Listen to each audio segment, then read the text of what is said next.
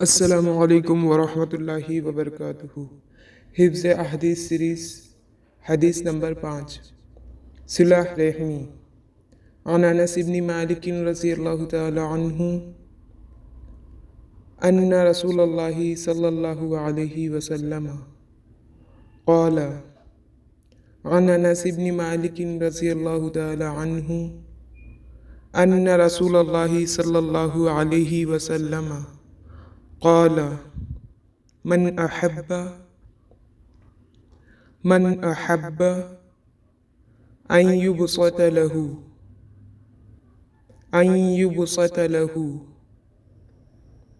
من أحب أن يبسط له في رزقه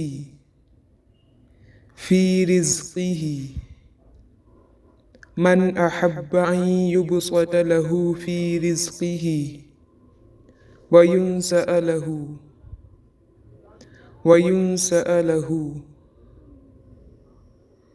من أحب أن يبسط له في رزقه وينسأ له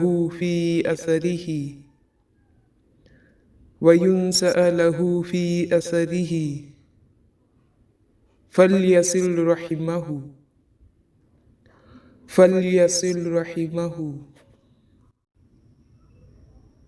من أحب أن يبسط له في رزقه وينسأ له في أثره فليصل رحمه۔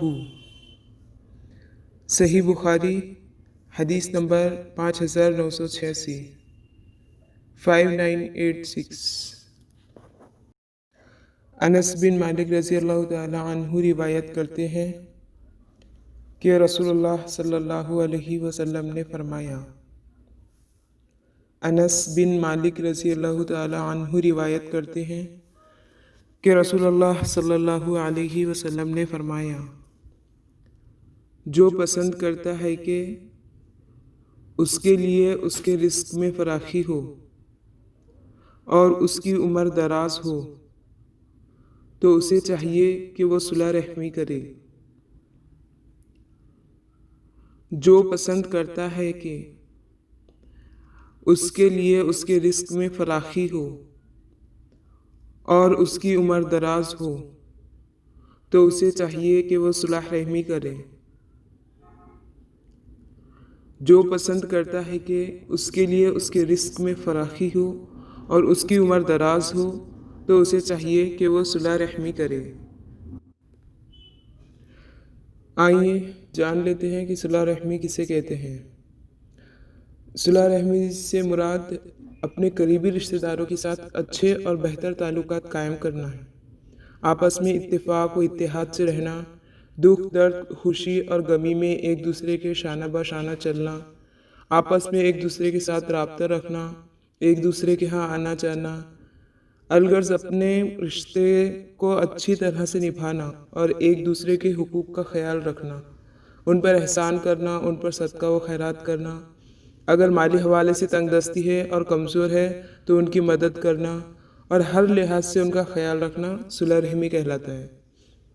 صلح رحمی میں اپنے والدین، بہن بھائی، بیوی بچے، خالہ پھوپھی، چچا اور ان کی اولادیں وغیرہ، یہ سارے رشتہ دار صلح رحمی میں آتے ہیں۔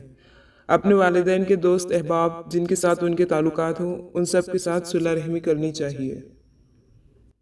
اللہ تعالیٰ سے دعا ہے کہ اللہ تعالیٰ ہمیں اس حدیث پر مکمل طور پر عمل کرنے کی توفیق نصیب فرمائے اور ہمیں صلح رحمی کرنے والے بنائیں تاکہ ہمارے رزق میں بھی فراخی ہو جائے اور ہماری عمر بھی دراز ہو جائے انشاءاللہ۔ السلام علیکم ورحمۃ اللہ وبرکاتہ۔